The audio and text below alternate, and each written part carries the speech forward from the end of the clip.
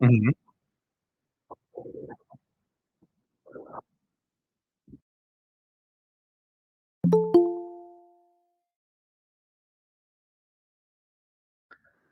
Yang tengah present sekarang tu si Cikgu Grey.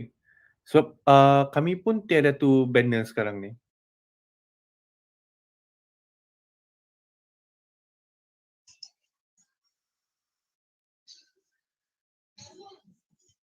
Yang banner ada tempat kami yang round 1 dengan round 2 saja.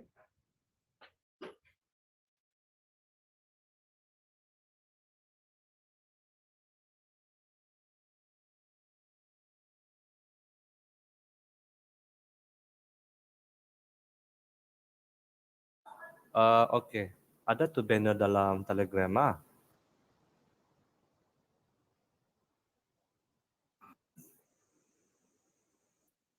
Siapa yang in charge for sharing the banner? Ada dalam Telegram. It's, I believe it was Freddy, I think. Because I'm still searching as well. But the Oh yeah, only in the Telegram. Hang on. Let me just I put here Okay. banner. Are you in Telegram? Okay, this one. Yes. I actually put a note here. Banner. Can you see that? Banner around. Can you check? Telegram AJKICT. Oh, wait, because, I'm only in the big group, the educate. I see. Yeah. This is for okay, understood. In the Telegram AJKICT, the one yang Yeah. okay, Janidi will share Okay. the banner. Kau check Telegram AJKICT. Kasih for this one banner. Pergi the AJK. The big group. The AJK pelaksana. Yes. Okay, thank you, Eric. Alright.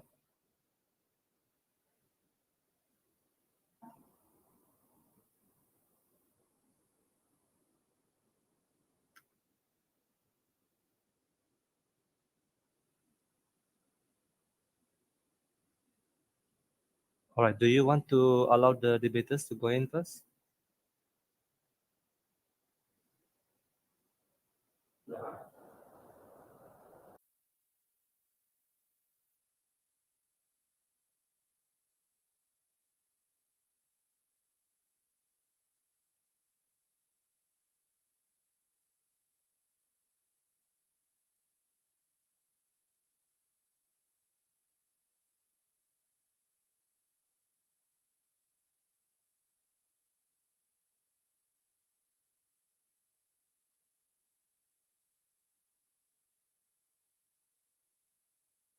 Okay, saya share dulu while waiting for the technical lah.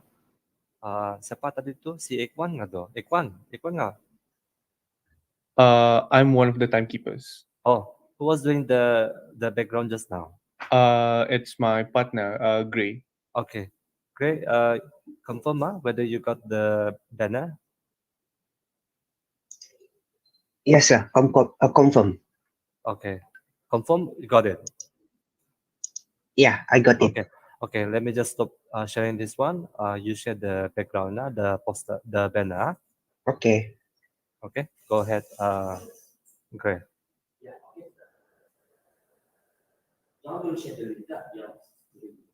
Jangan dulu. Kasih share dulu. Orang tidak tahu tuh link tuh.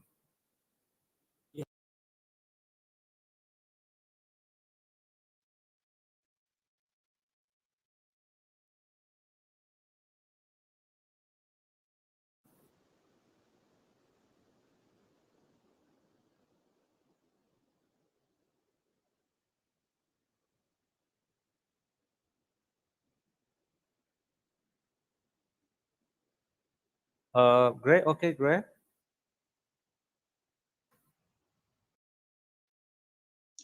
Sekejap, sir. Masih cuba lagi. Kau open guna the foto yang app.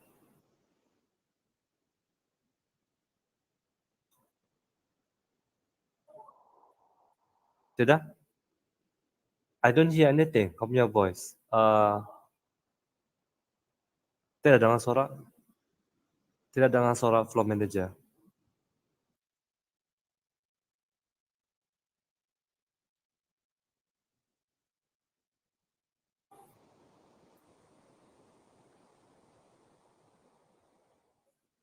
Okay, I should be okay lah tuh.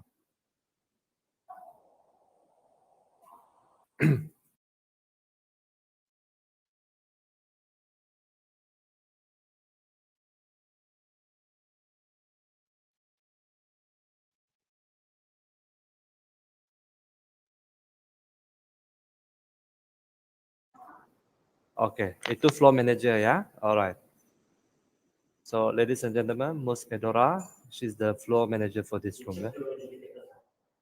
Okay.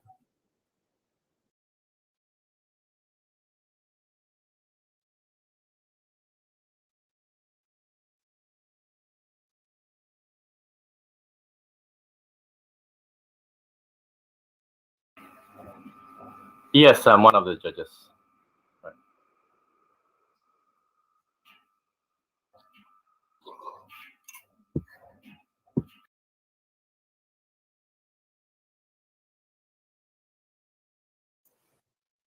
Right. Yes. Thank you.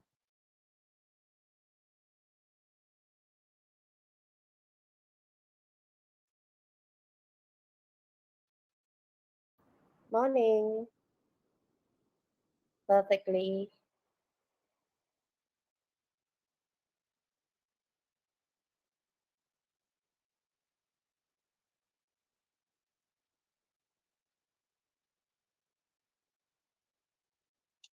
Hi, morning. Yes.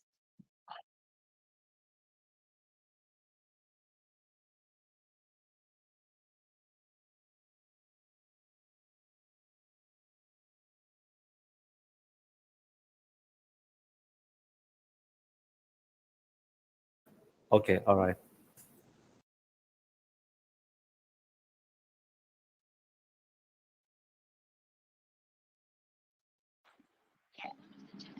Yes.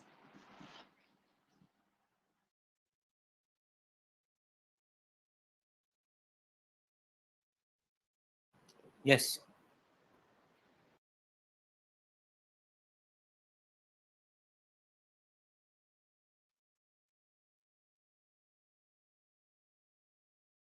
Yes. Yes.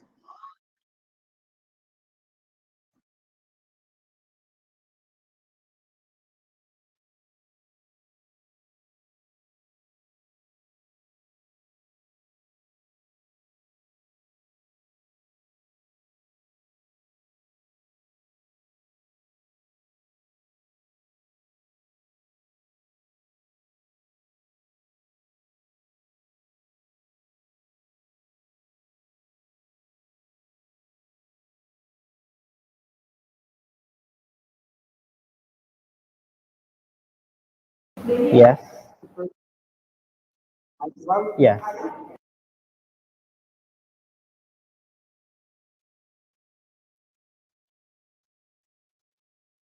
Present. Yes.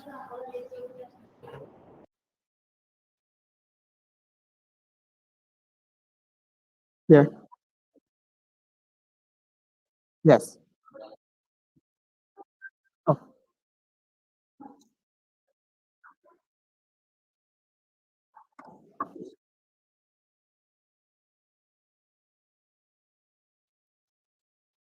Yes. Hello. Yeah. Yep.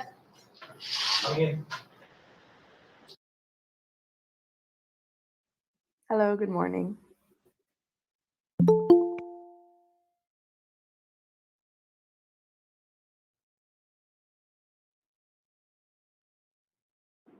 Yeah. Good morning. Yeah, good morning. Hello. Hello. Good morning. Yeah.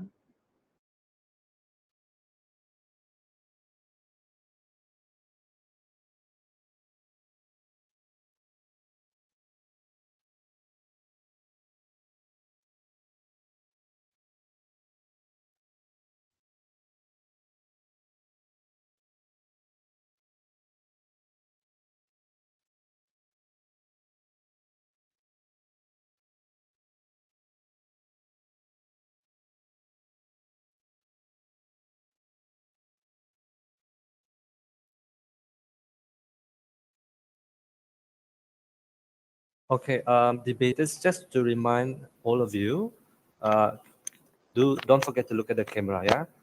Try not to look left and right as if like somebody's talking to you. So try to remain professional, look at your camera, and even if you want to drink water, you can switch off the camera for a while, okay?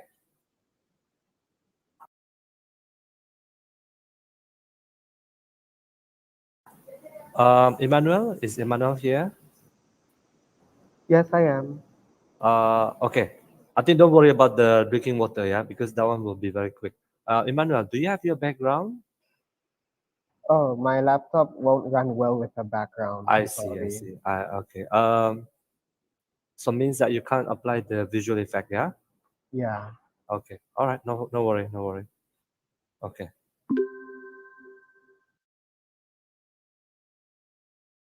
All right. Now the recording is start. So okay. We're going to start in a short while. Live streaming, yeah. Hang on, yeah. Oh, okay.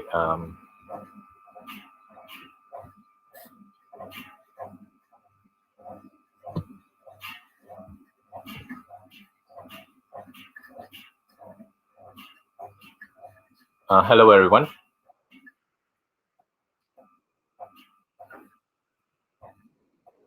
Yes. Okay, just a quick reminder to all the debaters. Because we noticed it in the previous round, so do refrain from barracking, that is giving POIs in quick succession, okay, until the speech is disrupted. So we try to give leeway to the speaker. All right. Okay. So do use your POIs wisely. Okay, just a friendly reminder. Thanks.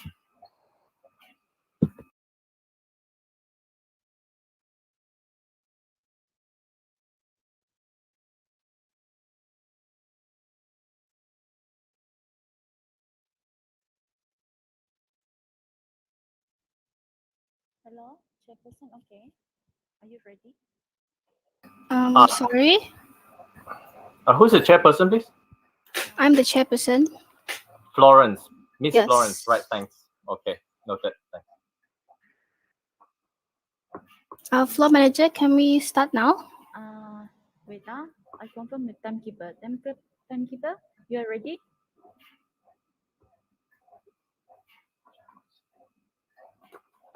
I think both of us are ready. Okay. All right. Chairperson, you may start.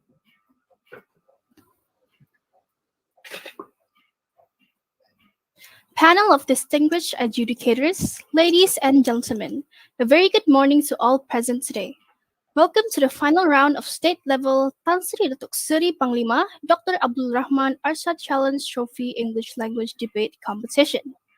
The motion for today's debate is this House believes that a law should be introduced to punish netizens for cyberbullying. First, allow me to introduce to you our panel of distinguished adjudicators for today's debate. The chief adjudicator is Mr. Alvin Chan Seng Chai from Pensiangan. Next, we have Madam Audrey Ko Soifan from Papar. Our third adjudicator for today is Madam Nancy Ligging, and she's from Tambunan. Our fourth adjudicator is Madam Daimah Edin from Kuala Penyu. Our fifth adjudicator is Madam Jazilka Jaiping from Kota Marudu. Our sixth adjudicator is Mr. Muhammad Hanafi bin Muhammad Asdi from Kota Belud. Finally, we have on our panel of adjudicators Madam Audrey Chan Jinwei from Kudat. The timekeepers for this debate are Mr. Gray and Mr. Ikwan. The timekeepers will ensure that the first, second, and third speakers of each team are given 8 minutes to speak. The timekeepers will ring the bell once, after the first minute, and at the end of the 7th minute to signal the time allocated for each speaker. At the end of the 8th minute, the bell will be rung twice. A maximum time of 3 minutes will be given to both teams to prepare for the reply speech. The time allocated for the reply speech is 4 minutes. During the reply speech, the timekeepers will ring the bell once at the 3rd minute to signal that the speaker has 1 minute left. At the end of the 4th minute, the bell will be rung twice to signal the end of the time allocated for the reply speech. The two PPDs in today's debate are PPD Kota Kinabalu Team 1, which is the government team, and PPD Sandakan, which is the opposition team. Let me now introduce the debaters to you. From the government representing PPD Kota Kinabalu Team 1 are the Prime Minister, Adel May Lim, the Deputy Prime Minister, Suvarna Maya Previn, the Third Minister, Anushka Yusak Dharmalingam, and the reserves are Alan Paul Justino Situ and Kian Itente. From the opposition representing PPD Sandakan are the opposition leader, Emmanuel Shanmuganathan, the second opposition speaker, Ivan Joshua Michael, the third opposition speaker, Hilmi bin Somo et Hamad Kumar, and the reserves are Debbie Ellen Sayin and Azmin bin Amarun. Before we proceed, I would like to remind the speakers of both teams of some rules and guidelines to observe during the debate. Each debater's substantive speech is marked out of 100, with 40 for content, 40 for style, and 20 for strategy. The reply speech is marked out of 50, with 20 for content, 20 for style, and 10 for strategy. The government must present a reasonable definition of a motion. In all cases, the team that manages to provide reasons as to why their definition and cases are the most reasonable, practical, and beneficial shall win the debate. If a debater claims that a definition or a case is unreasonable, then they should state reasons to support that claim. Adjudicators should balance reasons and rebuttals in determining which team shall win. The first debater of a government is to define the topic, establish the issues of the debate, outline the government case, announce the case division between the debaters, and present his or her part of the government case. As for the first debater of an opposition side, they are to respond to the government case, outline the opposition case, announce the case division, and present his or her part of the opposition case. Do take note that the first opposition may challenge the definition and must propose a new definition. The second debater of a government is to deal with the definition if it has been challenged, respond to the opposition case, and continue with the government case as outlined by the first debater. If the second government does not challenge a redefinition of the debate by the first opposition, the government is taken to have accepted the opposition redefinition and no further challenges to the definition may be made.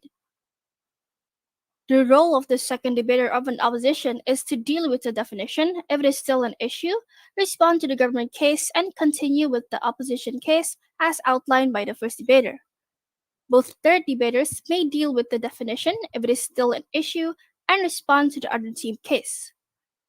Third debaters should not bring new arguments or examples to explain points that were made previously or to explain a rebuttal is not considered a new argument. The role of reply speeches is to sum up the debate from the team viewpoint, including a response to the other team overall case and a summary of the debater's own team case, which will be performed by first or second debater of the team. While the speaker is speaking, the opposing team can offer points of information, also called as POI, between the first and 7th minutes. The purpose of a POI is to make a short point or ask a short question of the debater. A POI should be brief and no longer than 15 seconds. As a general rule, a debater should accept at least 2 points of POIs in his or her speech. No points of information may be offered during reply speech. I would like to remind everyone in this August House of Parliament to turn off your mobile phones or set them on silent mode as to not interrupt the course of today's debate. Before we start, I would like to remind all main debaters to switch on your cameras at all time. Also, you are not allowed to discuss the debate using your mobile phones. You must use Google Chat as what been mentioned by our debate technical officer during the briefing in the main hall. Without further ado, I call upon the Prime Minister from the government, Ms. Adele, to deliver her speech on today's motion. This House believes that a law should be introduced to punish netizens for cyberbullying. Thank you, Chairperson. Is my voice clear? Yes. Okay. A very good morning I bid to the members of the floor. The motion before us today reads, this House believes that a law should be introduced to punish netizens for cyberbullying. Let's briefly examine the meanings of some of the important words in the motion so that we can form a solid foundation on which we can build our arguments. The first word is law. Law refers to a rule of conduct or action prescribed or formally recognized as binding or enforced by a controlling authority. It provides a standard which will become the basis on deciding whether something is or isn't acceptable. The next word, punish. To punish is to inflict a penalty or sanction as retribution for an offense according to the law. For example, through physical means, through incarceration, through paying some form of fine, or through some sort of service to the community. Netizens refer to anyone who uses the internet, and cyberbullying, our main topic of today, is the activity of using the internet to harm or frighten another person. These could include, but are not limited to, exclusion, harassment, cyberstalking, trolling, and others. So the government's understanding of the motion is simply this, that there should be unpleasant consequences, to put it mildly, for those who use the internet to bully other internet users. And what is the reason for introducing such a law? To make social interactions on the internet safer for everyone. When netizens are aware that there are legal consequences to their bullying behavior, the likelihood of cyberbullying can be greatly reduced. Cyberspace, like any other physical space we share in the real world, should be made safe. If there are laws that govern and help shape our behavior offline, why not have similar laws that do the same online? That's the context within which we should debate today. It isn't within the scope of this debate to argue over the mechanics of how the law will and should be implemented, or what kind of punishment should be meted out. We're here to debate purely this, whether there should be a law that punishes cyberbullies. And on that issue, we, the government, wholeheartedly say yes, there should. As the first speaker, I will present to you the first two arguments of our team. Then my colleague beside me will go on to present two more arguments to further convince you of the need of such a law, and at the same time dismantle every possible argument put forward by the negative. Then the third speaker will rebut all the arguments that the opposition team have presented, as well as to further reaffirm our case. Ladies and gentlemen, our first point for today. The law will provide legal means to act upon cyberbullying as it is detrimental to the mental health of its victims. Let me start by building the scene. According to the latest data released by the Department of Statistics of Malaysia, the population of Malaysia is estimated at 32.7 million. What's mind-boggling is when you consider this. The World Bank reports that there were 28.38 million internet users in Malaysia last year. That's 86.7% of Malaysians who are connected online. Now, I'm sorry if I'm boring you with these statistics, but there's a reason for it. They show that a huge number of people go on the internet. So isn't it reasonable to say then that incidences of cyberbullying have similarly skyrocketed over the years? This is troubling because, in a way, cyberbullying could be even worse than traditional or physical bullying, as our devices, mainly our mobile phones, are always with us. This means that the bullying will follow us no matter where we go or what time it is. Unlike real-life encounters, online bullying never really eases off. And sadly, many cyberbullying victims choose not to report it out of embarrassment or fear of making the situation worse. Research by the National Crime Prevention Council in US showed that only 1 in 10 teens who are cyberbullied will inform a parent or trusted adult about it. Most choose to bottle it all up inside, and this could lead to grave mental health issues. Is this not reason enough to pass a law to punish cyberbullies without delay? Is the opposition really that heartless? Is the opposition really that heartless to want to risk the mental well-being of people? I really hope not. The introduction of this law could significantly reduce the rate of cyberbullying among netizens. Yes, your point? Yeah, I think like cyberbullying is the only reason why teenagers are having mental illness. Don't you think that there are a lot of other factors that come to play this, and not just because of the cyberbullying, or also their surroundings? Thank you for that POI. I do not deny the fact that there are other factors that could possibly play into the fact that in the decrease of mental health of teenagers. However, the motion today is on cyberbullying and whether we should introduce a law. So I'm talking about cyberbullying today. Moving on, now to my second point. A law will act as a deterrent and it will have a protective effect. With an anti-cyberbullying law in place, netizens will no longer have to worry so much about being cyberbullied. It will also send a clear and direct message to potential cyberbullies that there will be repercussions no matter how safe they think they are hiding behind the screen. As Canadian actress Nina Dobrev put it, in the cyber world, bullies have a wall to hide behind, so they say things that they probably wouldn't say otherwise. It's because they are please? unhappy. Yes?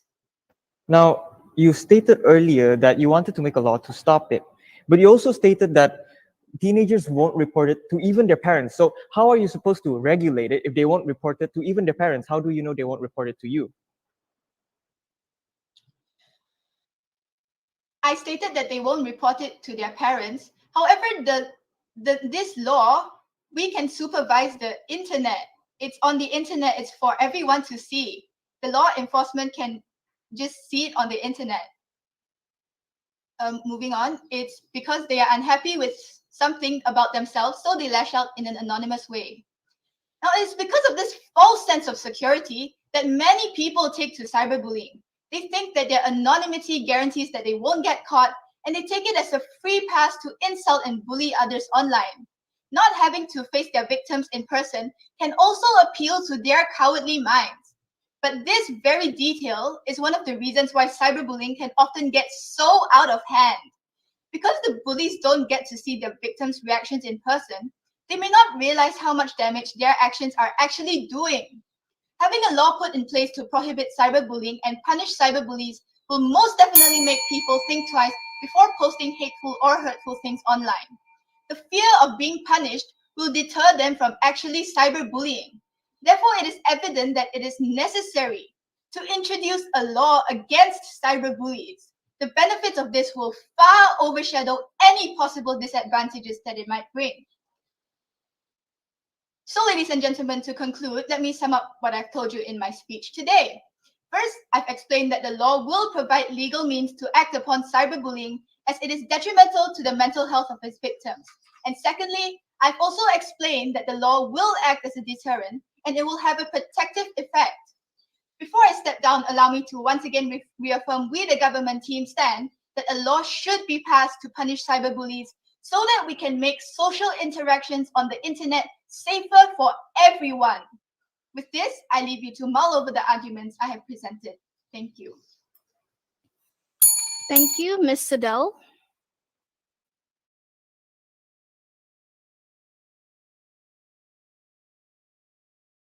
The time taken for the first speaker from the government side is 7 minutes and 58 seconds.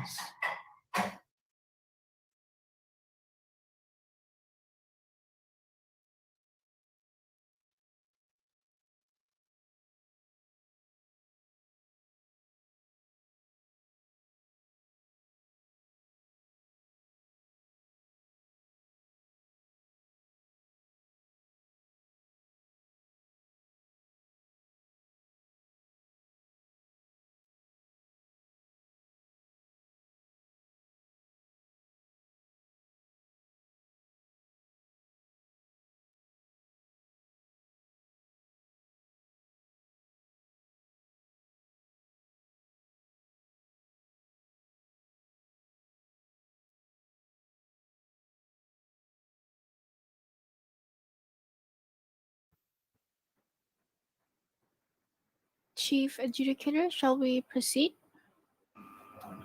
One moment, please. We are still waiting. All right.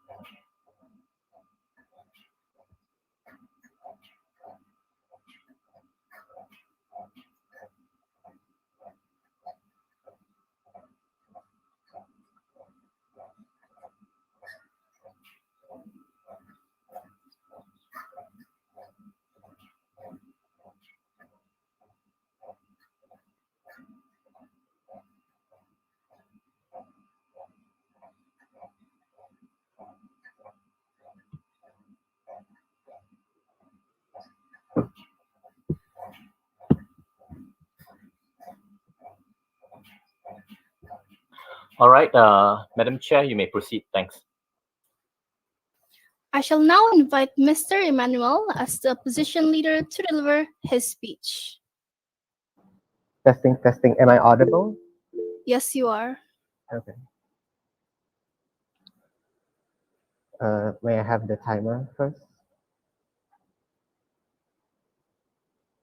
Salutations I bid to the honorable judges, wise and alert timekeepers, my worthy yet misguided opponents, my amazing teammates, and lastly, members of the floor.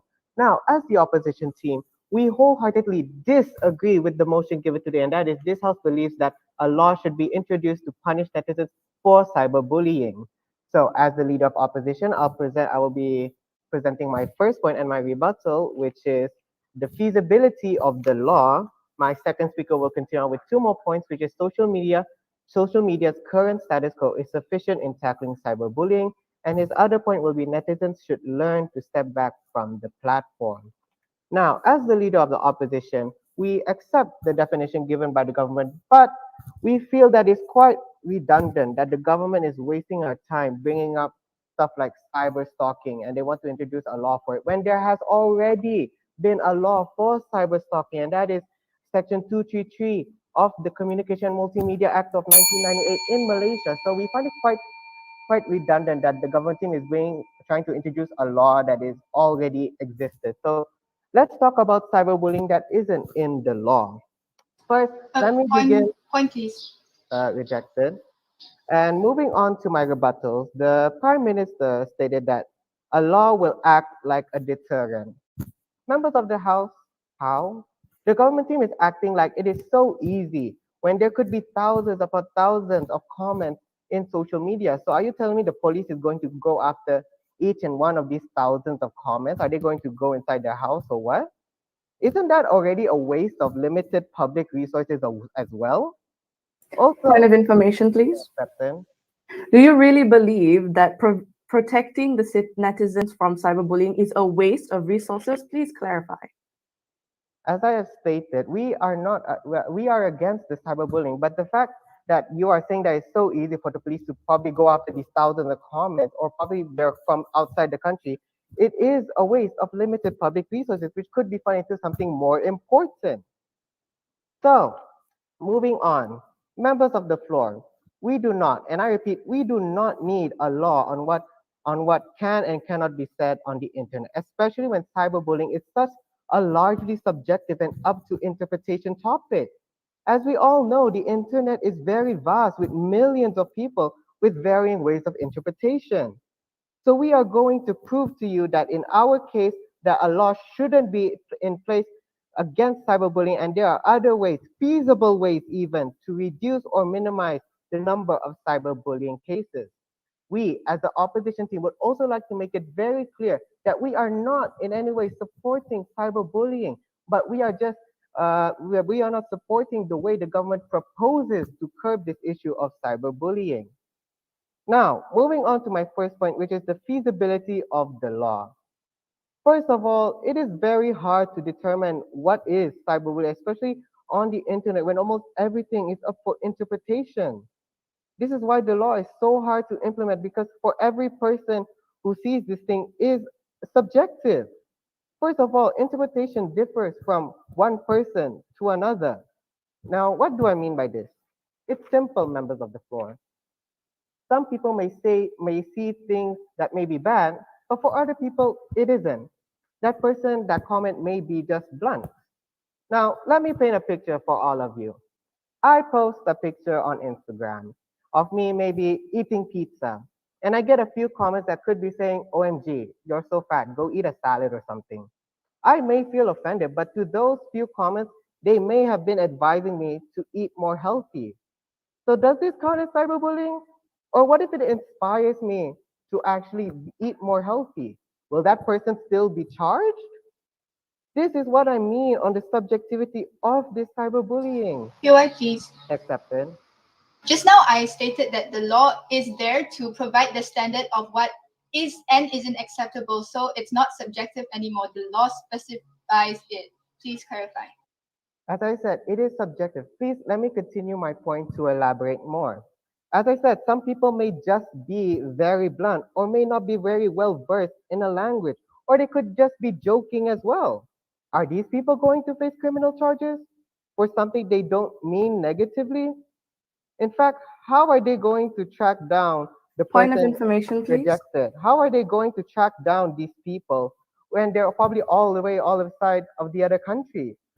It's so confusing, members of the floor. Also, as I said, what happens if there's thousands upon thousands of comments that commented this?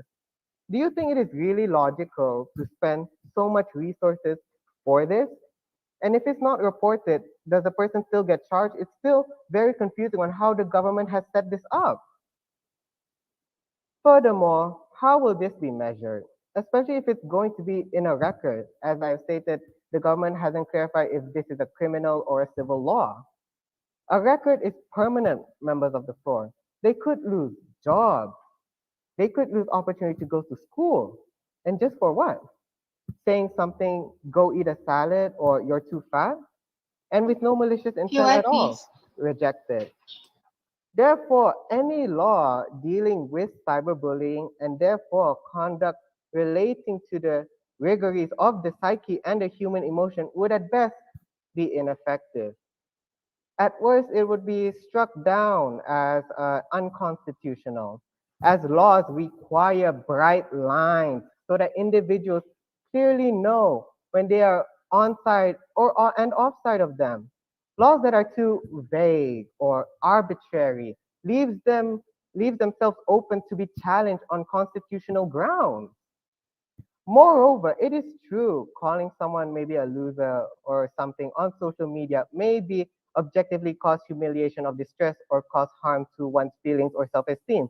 But a law that prohibits such conduct raises a host of other worrisome questions.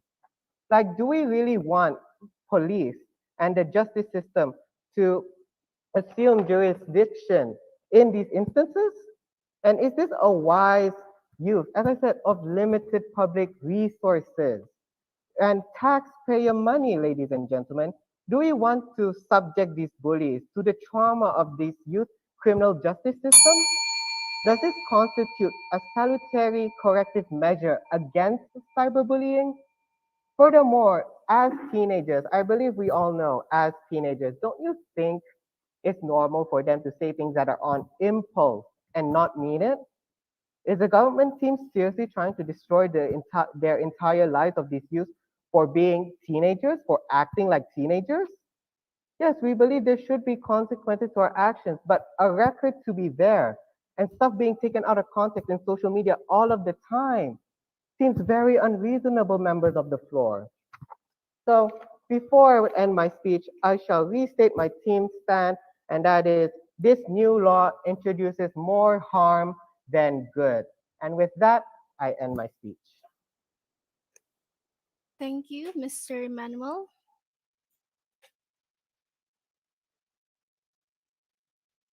The time taken for the first speaker from the opposition side is 7 minutes and 50 seconds.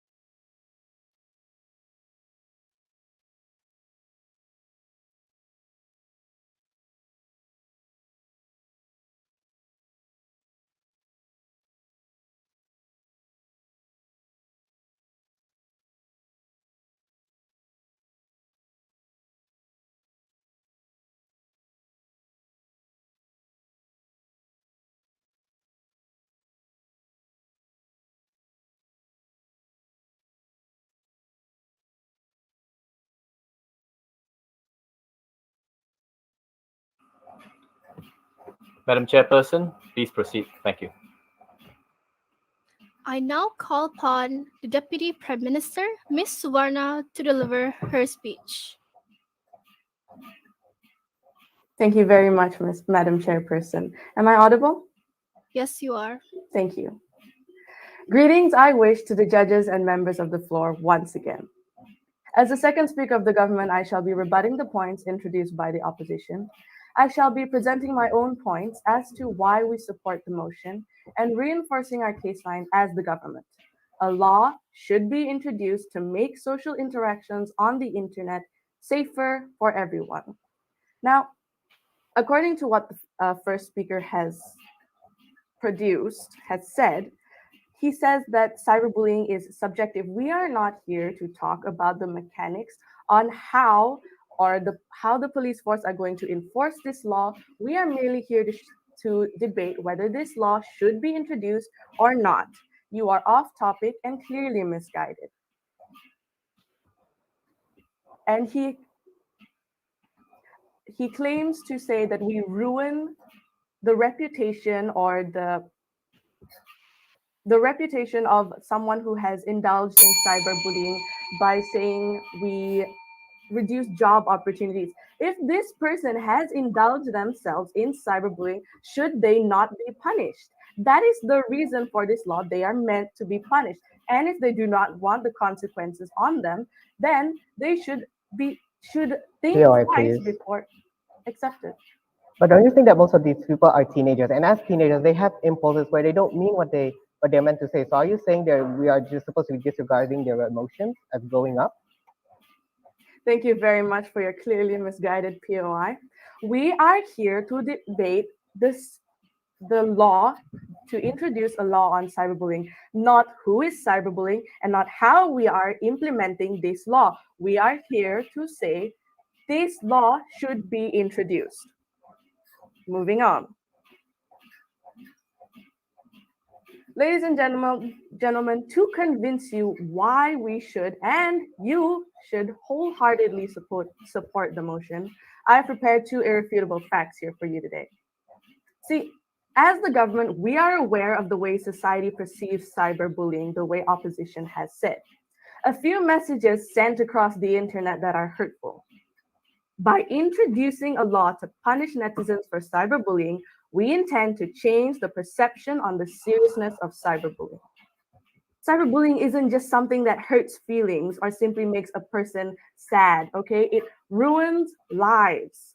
See, a study conducted in 2020 by Ditch the Label, a charity that works with victims of bullying, received more than 13,000 responses.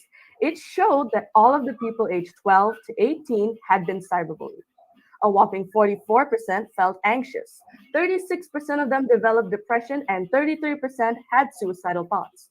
27 of them proceeded to harm themselves, and 11% of them went so far as to attempt suicide.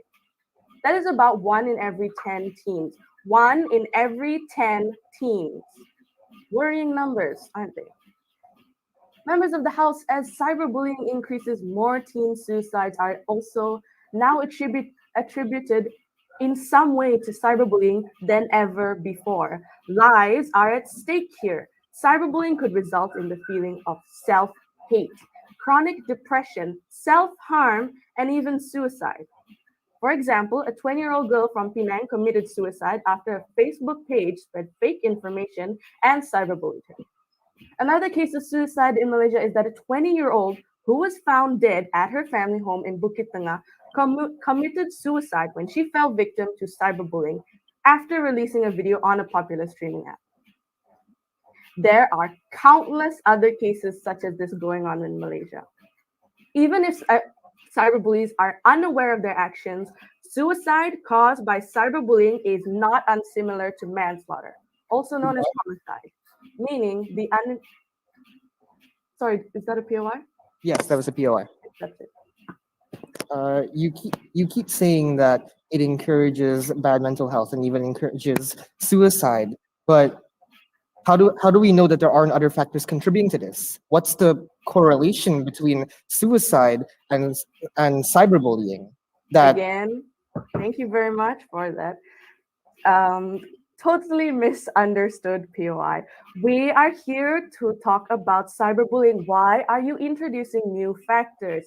I am saying that cyberbullying has played a role in suicide. The death of a person by suicide, while unintentional, is just as grievous as manslaughter. So why isn't it being treated as such? Whether direct or indirect, the cyberbully was the cause of the loss of a life. Doesn't that warrant any punishment at all? Why must such a heinous crime not have a specific law and punishment? Many cyberbullies often get away with their harmful actions, knowing that there are no repercussions.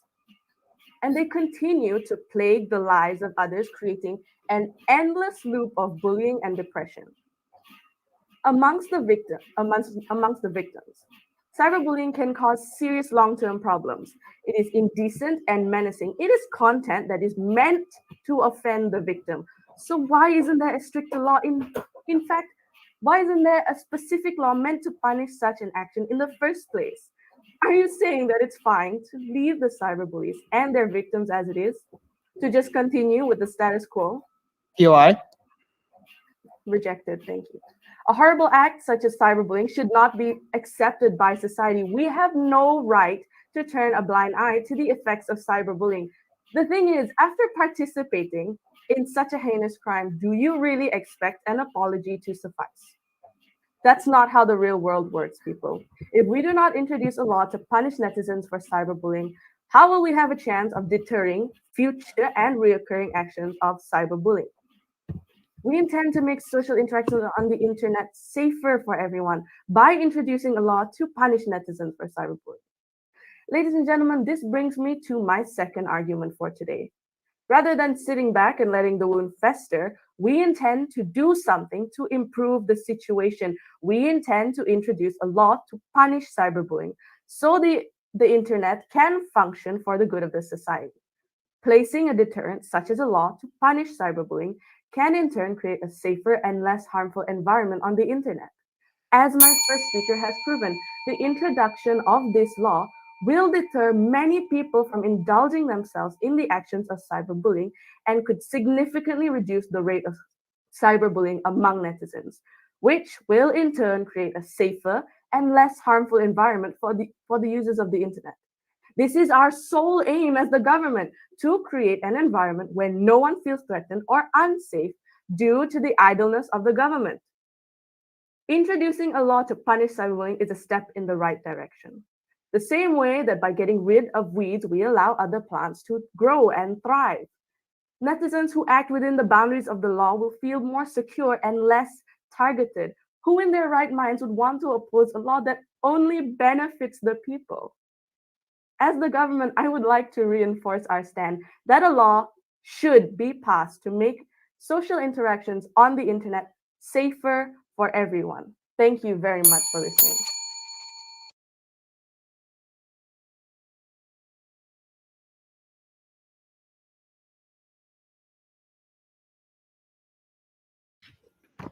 The time taken for the second speaker from the opposition side is 8 minutes and 2 seconds. Thank you, Ms. Varna.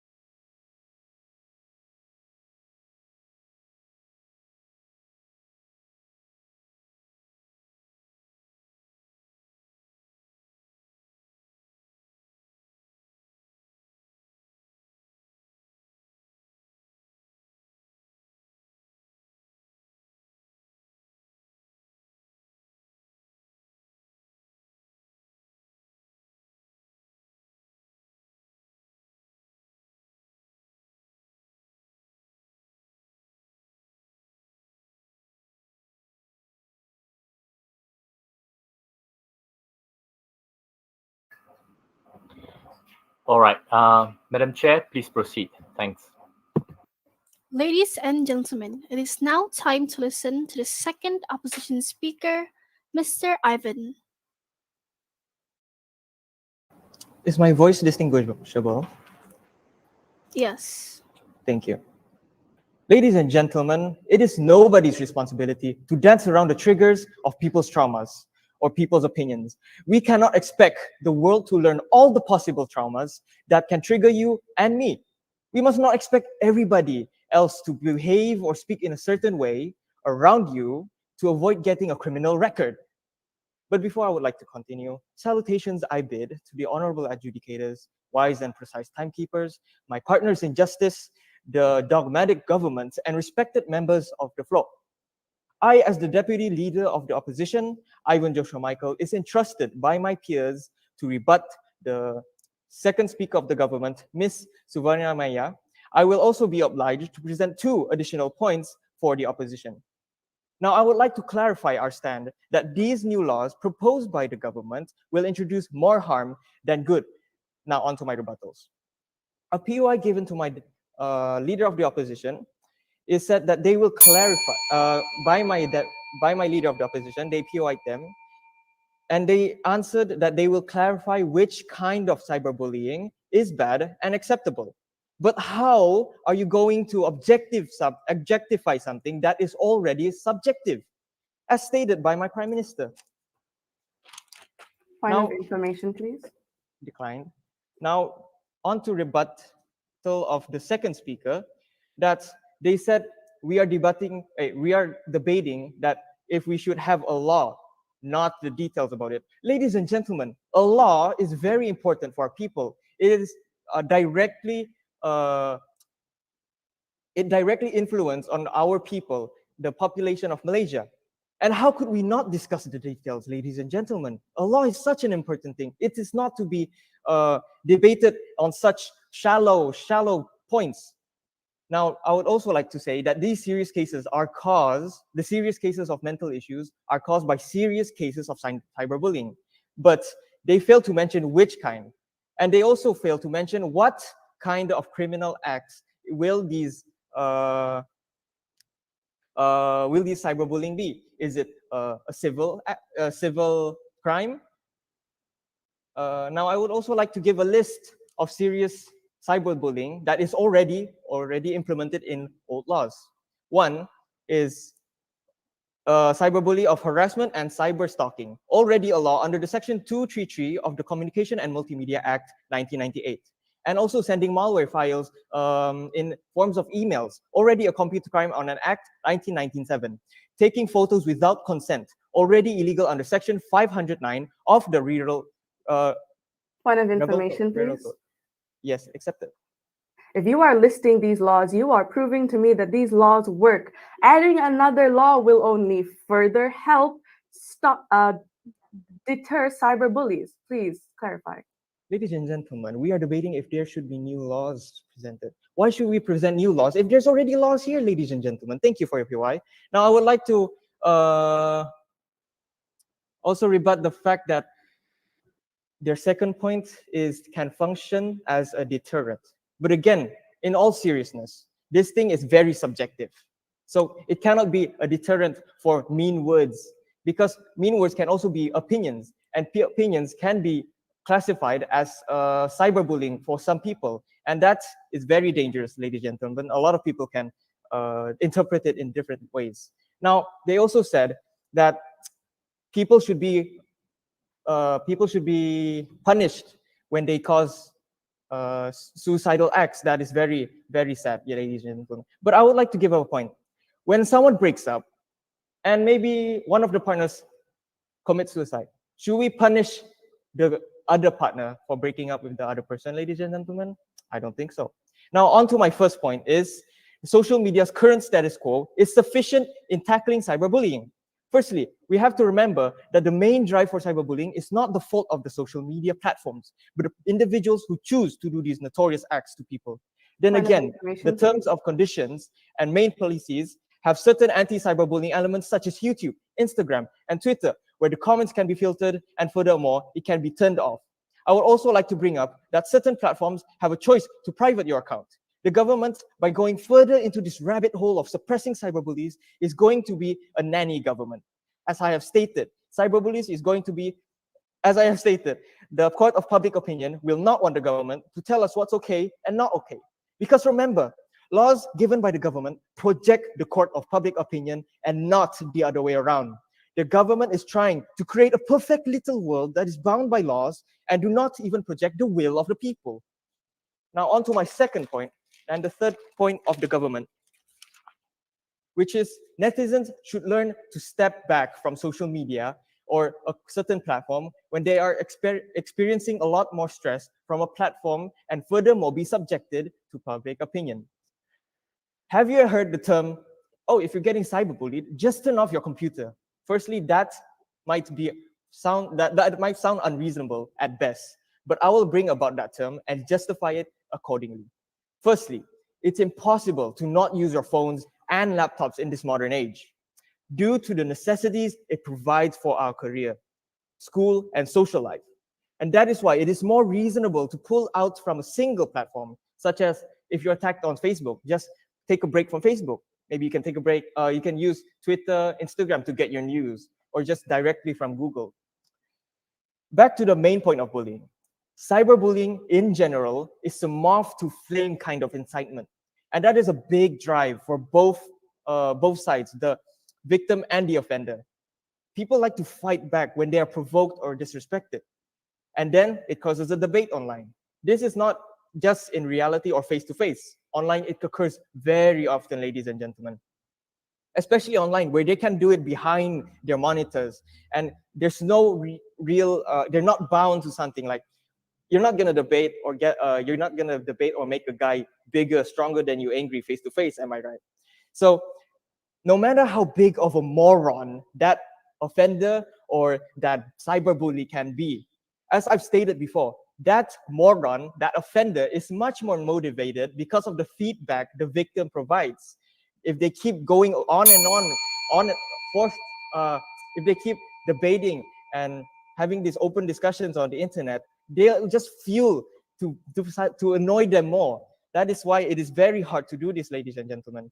If the individuals that are attacking on multiple platforms, such as this one individual, they are attacking them on Facebook, Instagram, at one time, that is already a criminal offense by the Section 233 of the Communication and Multimedia Act of 1998.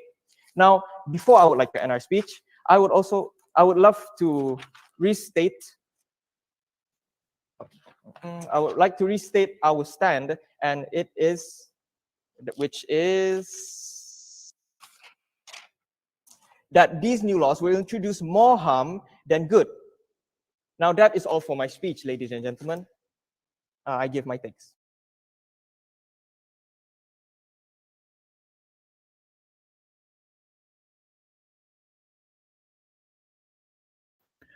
The time taken for the second speaker from the opposition side is 7 minutes and 56 seconds. Thank you, Mr. Ivan.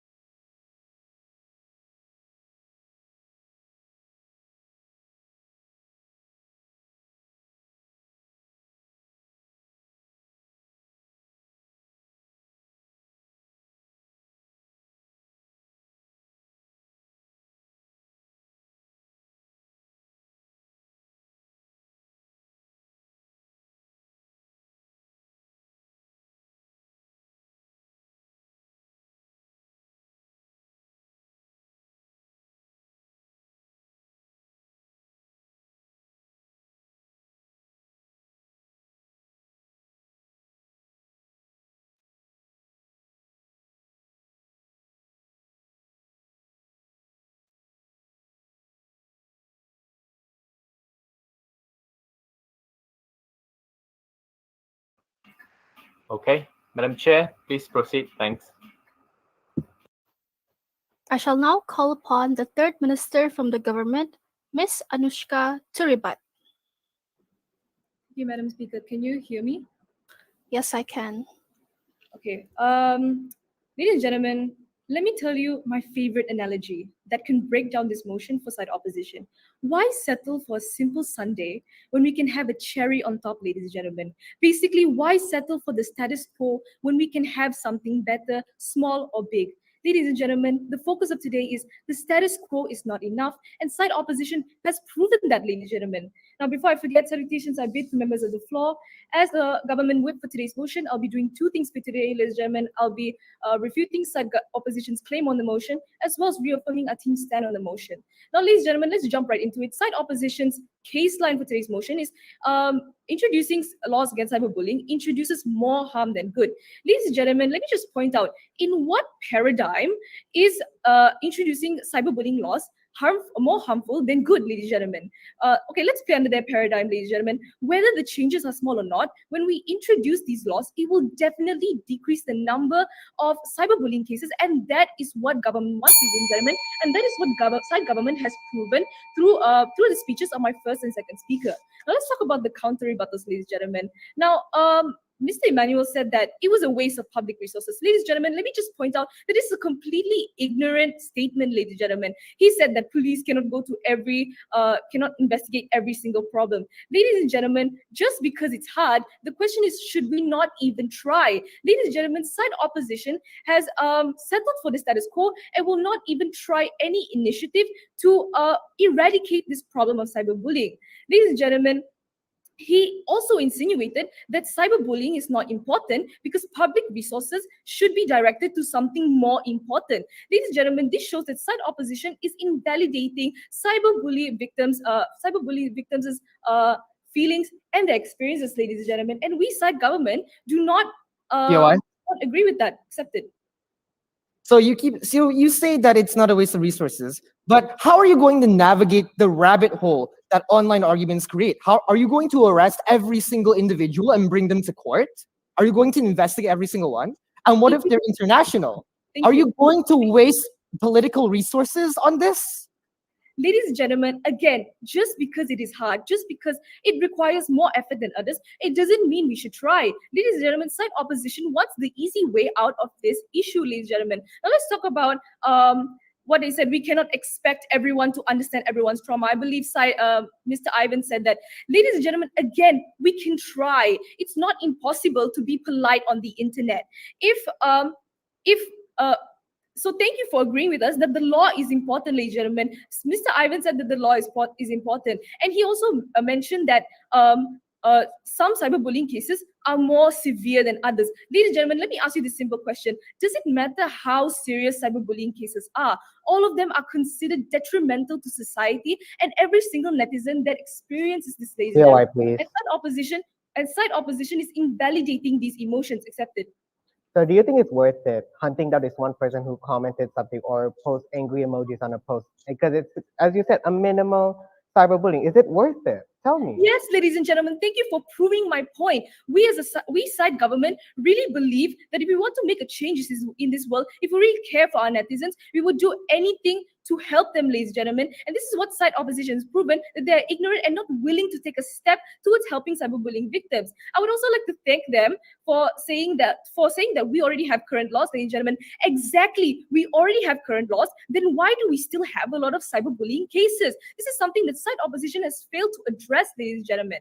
He also mentioned that words can be interpreted in so many ways. So, ladies and gentlemen, the question I want to ask you today is, why should we take the risk of hurting our netizens for the sake of having opinions, ladies and gentlemen? Again, it is not impossible to be polite. Ladies and gentlemen, I would like to ask a POI.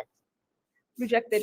So now, ladies and gentlemen, let's talk about the point of information provided. I felt like I wanted to thank Mr. Ivan actually for this POI. He mentioned that if they won't report it to their parents, why do you think that they will report it to the law? Excellent question, Mr. Ivan. Now, the reason why we believe this is, ladies and gentlemen, they do not believe that there is a way of their perpetrators being penalized for this, which is why we need to introduce a law that is efficient, ladies and gentlemen, to make sure that we gain the trust of the netizens, so that we give them a sense of security, that something will actually help them, ladies and gentlemen.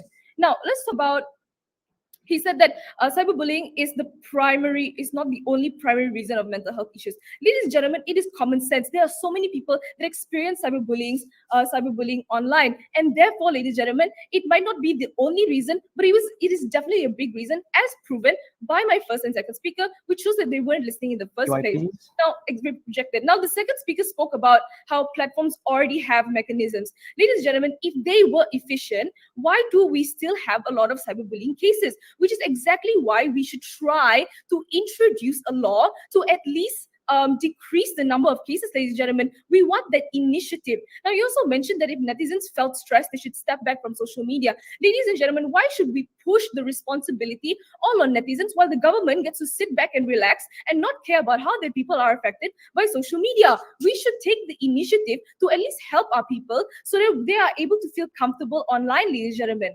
Now, he also said that cyberbullies are getting provoked by their victims. Ladies and gentlemen, how is this relevant to the motion? We are discussing whether we should introduce a law, not talk about the dynamics between cyberbullies and those who are being cyberbullied. Now let's talk about what Mr. Emmanuel said, rejected. He's talked about the feasibility of the law. Ladies and gentlemen, so just because it's hard to interpret what is cyberbullying and what is not, we're not supposed to try. Side opposition is speaking about the mechanics, ladies and gentlemen, but this debate is whether we should introduce a law or not. Side opposition has not proven a single point as to why we shouldn't introduce a law. They kept going on and on about the mechanisms, ladies and gentlemen. Now, he also mentioned that it was a waste of resources. Ladies and gentlemen, again, let me say how ignorant it is that you don't even want to try. Now, he also tried to justify people who the cyberbullies' actions by saying that it would affect their record. Ladies and gentlemen, so should we just let them go unscathed? That is the question I want to ask you today.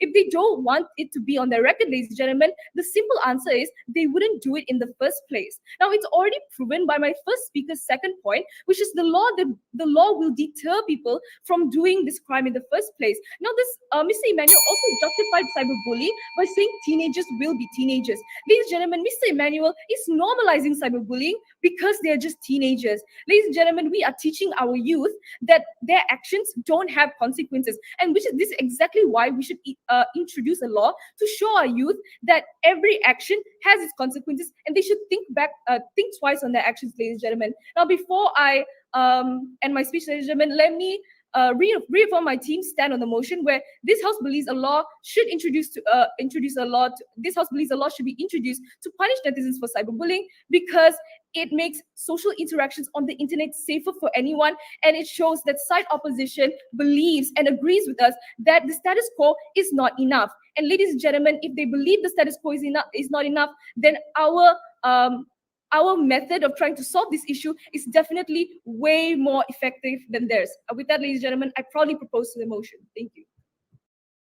Thank you, Ms. Anushka.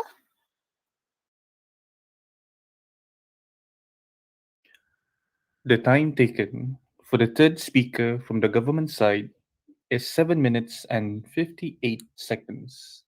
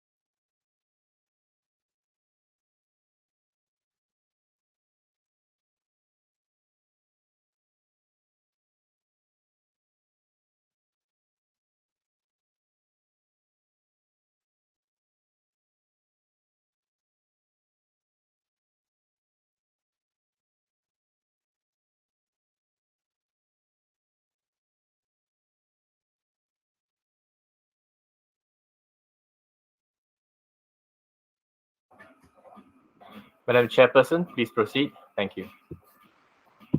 It is now time to listen to the rebuttals of the third opposition speaker, Mr. Hilmi.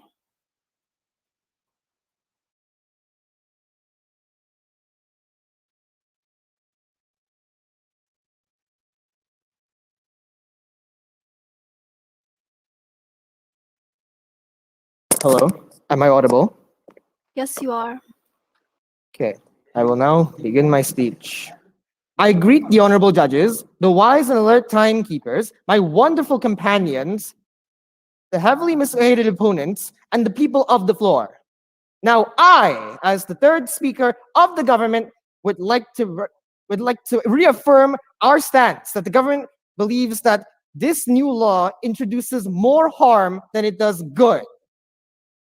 Now, ladies and gentlemen, I will now proceed to rebut the points given by the first and second speaker, as well as give rebuttals towards the third speaker, whom tried to point out the flaws in my team's stance. Firstly, I would like to acknowledge that the first speaker has failed to acknowledge the objectivity of such things.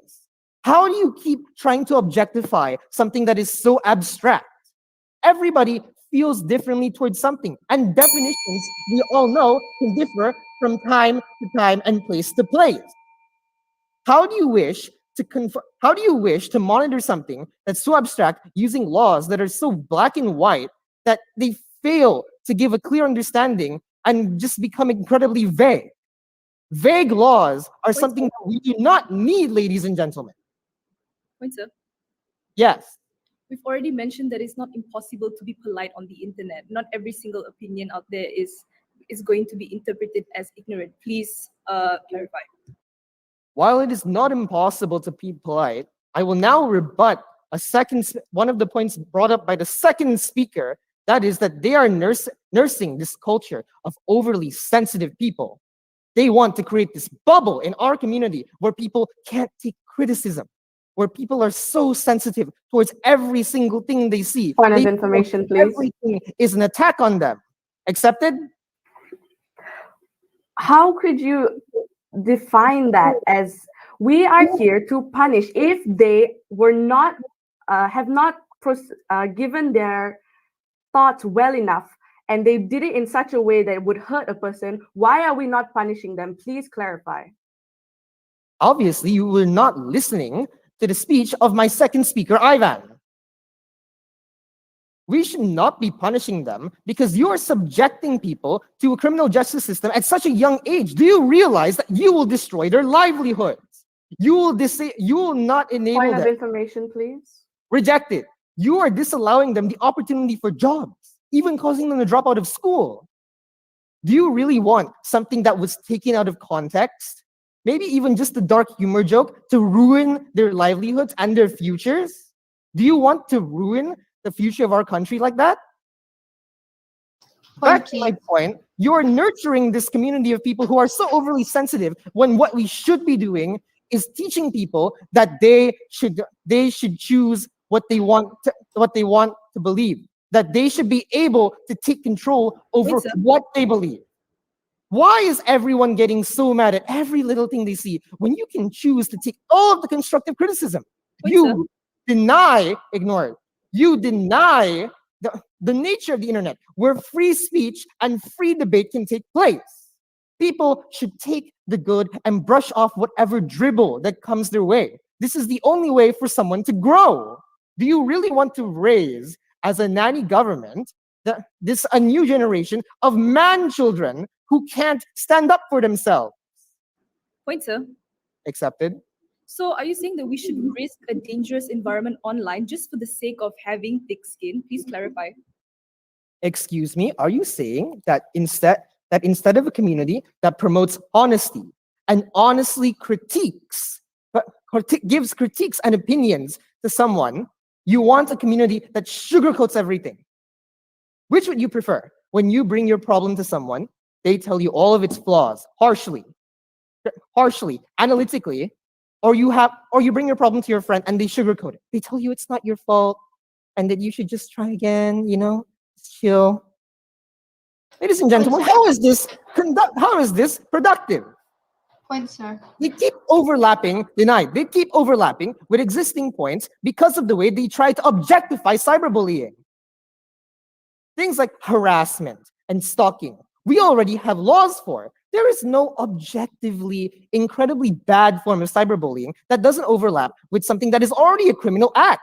In the way that you can't punch someone in a school without being charged for aggravated assault and battery, you can't dox someone without being charged for not only leakage of private information but invasion of personal privacy. You overlapped with two criminal offenses there. Criminal offenses that should be taken very seriously. You keep ignoring that everyone interprets everything differently. Do you realize that if something is offensive to me, it may not be offensive to the other person? Do you realize what kind of culture this feeds? Where if one thing is offensive to someone, everyone suddenly can talk about it? Imagine if suddenly you censored free speech like this, where if someone was offended by something, suddenly you can't critique, suddenly you can't offer opinion because it will be considered offensive, and you will be given harsh ramifications. Point, sir. Yes? Time and time again, we've mentioned that there is a possible way to critique someone politely. Please clarify. There is, however, you are silencing the nature of internet etiquette, where one instantly accepts that the moment they enter the internet, they are opening themselves to the court of public opinion. The court of public opinion is allowed to criticize you how they please and is on the user to take what they can and leave what they can. You keep mentioning these special groups who have mental problems. But the fact of the matter is, ladies and gentlemen, these people have the responsibility to control their own mental health. You may say they can't or they need help, but ladies and gentlemen, how can you help yourself or how can you help others when you can't help yourself? Right? What you can't do for yourself, what others cannot do for yourself, you need to do for yourself. You need to take up that initiative and learn to be the bigger person. You need to take up the initiative to not accept these draconic and draconian mindsets. People have the right to step away from social media whenever they want. The government does not have the right to begin censoring our free speech like this. They do not realize the ramifications and importance of this law, which is why they have constantly swept under the carpet the POIs of my Prime Minister, Emmanuel, and my second speaker, Ivan, whenever they try to question it. They have constantly ignored whether or not that a lot of people can just be sarcastic. Is dark humor really that wrong, ladies and gentlemen? They keep trying to push draconian laws on us and dogmatic ideologies that cannot stand constitutionally. Ladies and gentlemen, will we stand for a culture of man-children that can't take criticism, or a culture of citizens who are ready to grow using criticism as a stepping stone? Ladies and gentlemen, I end my speech. Thank you, Mr. Hilmi.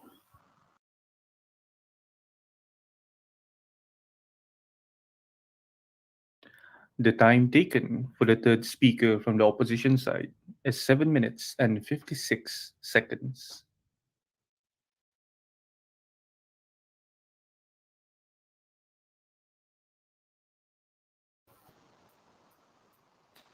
Now that we have heard all three speakers from both teams, we shall take a short break of 3 minutes. During this time, both the government and the opposition teams will prepare the reply speech.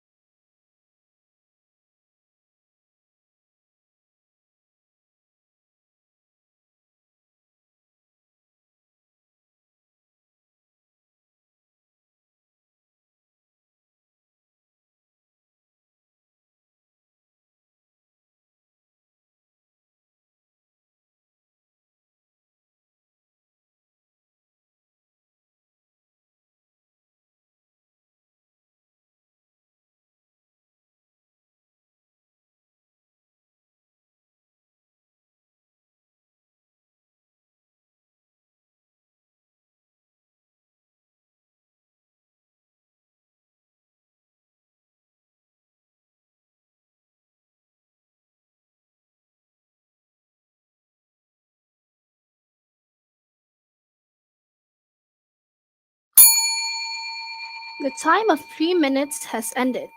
I shall now invite the second speaker from the opposition, Mr. Ivan.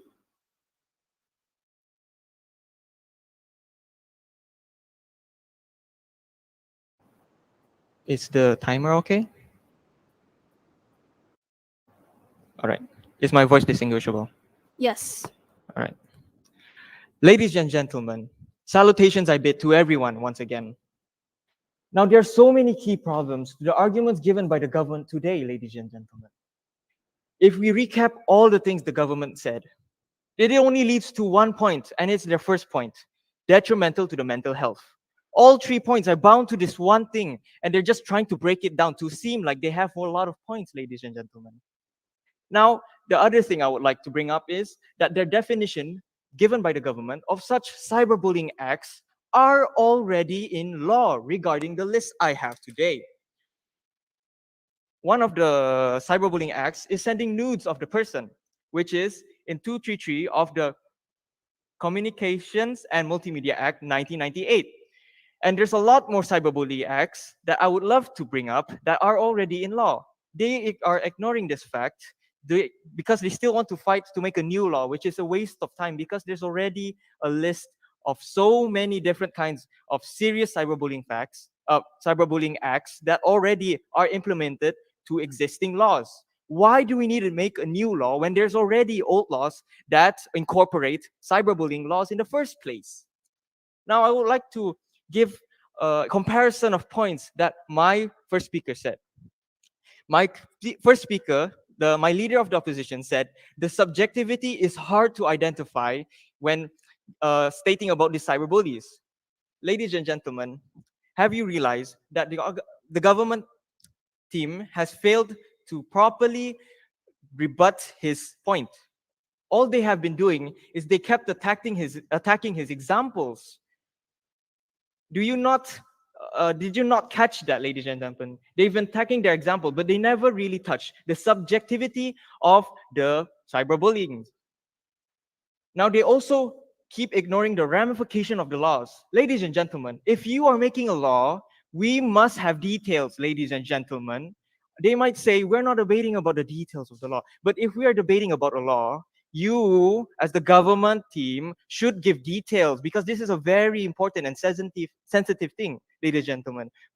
Laws are they give a high impact in the lives of our people. We cannot just say, these things are hard to carry out, but it will work for the safety of the people, ladies and gentlemen. That's all they've been saying. That's all they've been doing, ladies and gentlemen. They've never give exact details how it would work. Oh, it's gonna be hard, but it's gonna work. One of these points they give is the enforcement. They want to establish an enforcement online, ladies and gentlemen. Ladies and gentlemen, rural areas have no police officers, and they already want to staff an enforcement on in the internet, ladies and gentlemen. What is it going to be called? Cyber police? How about the abuse of the cyber police? We've already seen a few cases of people, how they abuse the mods of how moderators of some social media platforms have abused their power, ladies and gentlemen. How do you know this is not going to happen with your enforcement laws, ladies and gentlemen?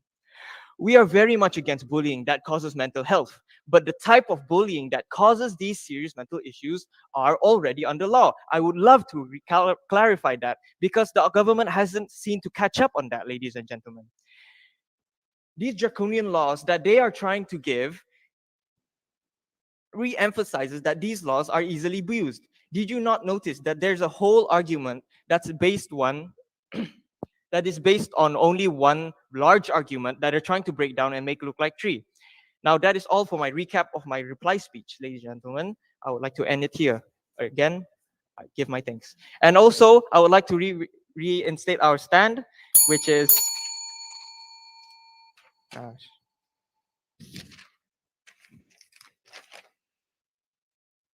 that these new laws will introduce more harm than good to the people. Thank you. Thank you, Mr. Ivan.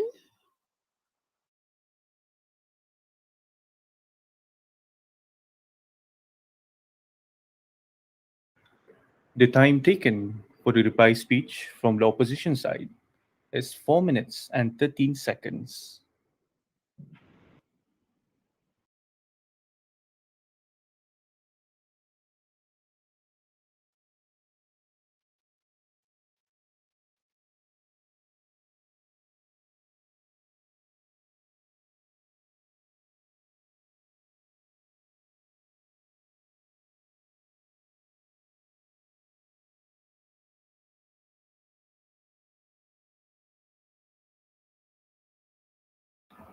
Right, we'll proceed to the last speech.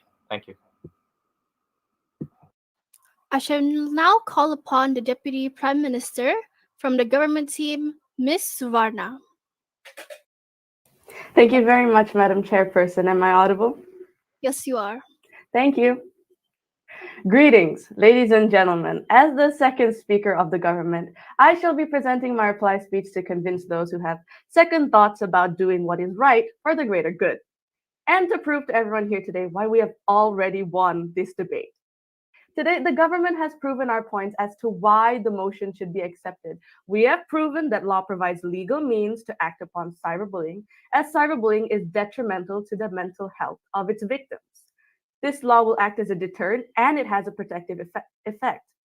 We should punish cyberbullying so the internet can function for the good of society, and that by introducing a law, we can change the perception, the misconceptions, such as the way the opponent has taken it, on the seriousness of the cyberbullying. The opposition has tried and failed to prove their points as to why exactly we shouldn't introduce a law to punish cyberbullying in the first place, with weak and off-topic points such as the feasibility of the law, and that it's hard to implement, proving that they are simply lazy. They brought up how netizens should learn to step back from social media when they're experiencing stress. Is that really the best solution you can come up with? The excuse that it's a waste of resources and insinuating that it's not worth it is ignorant and frankly pathetic. We are not going to give up just because it's hard. All the opposition has proven is that they are lazy, ignorant, and unwilling to help. The second speaker blamed us, the government, for trying to make a perfect little world, as he phrased it. Yes, people, that is exactly what we are here to do. The same way laws towards other crimes are implemented, we are here to help deter cyberbullying. We are here to help better the world bit by bit, instead of saying it's too hard, so I won't do it. And the third speaker has been trying to justify cyberbullying by bringing up with so many claims like, oh, people should have thick skin. We shouldn't sugarcoat things, even if it is detrimental to the society. They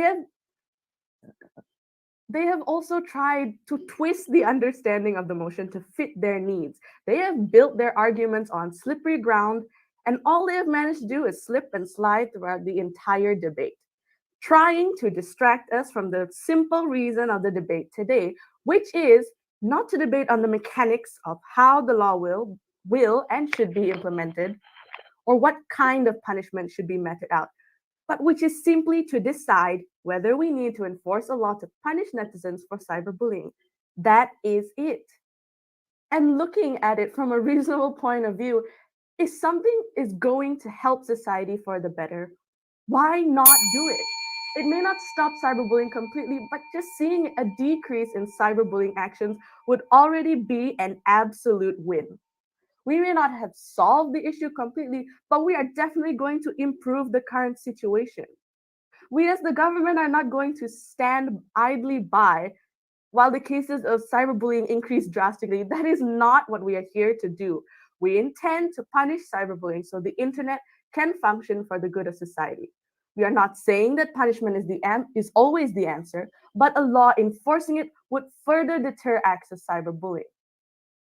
If you were to agree with the opposition's argument, you are allowing a heinous crime such as cyberbullying to continue occurring undeterred. The government wishes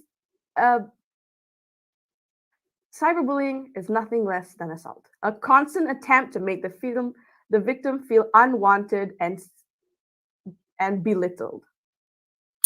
I'd like to reinforce our case line that a law should be passed to make social interactions on the internet safer for everyone. Thank you very much.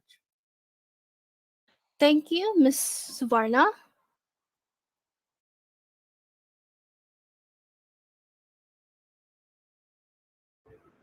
The time taken for the reply speech from the government side is 4 minutes and 9 seconds. We have come to the end of the debate. The result will be announced during the closing ceremony this afternoon at 2 p.m. via YouTube. The link will be provided in later. Please stay in this room for briefing from the technical officer.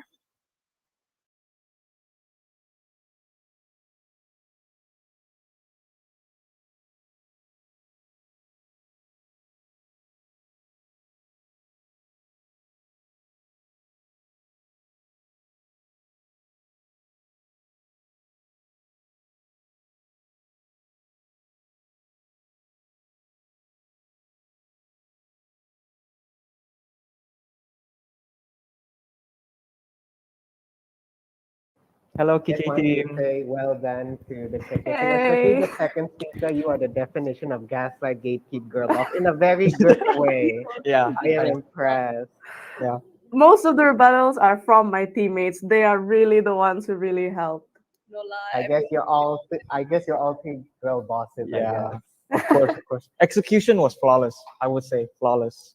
You guys were good too, you know. Yeah, Of course, hell of course. yeah. Thank you. Of course. Really Oh my God, good. thank you. Like Too I was so generous. worried. Oh I my mean, you guys made it to God. the finals as well. It's like, ooh, nervousness. You guys look scary, wow. Like So you guys look scary. Guys, lying is a sin. yeah, you know. You're like just staring. I was like, oh. Oh wait, Ellen wants to take a picture. I on cam picture. Yeah, Come, sure. Kian, come. The reserves for Sandakan as well, if they want lah.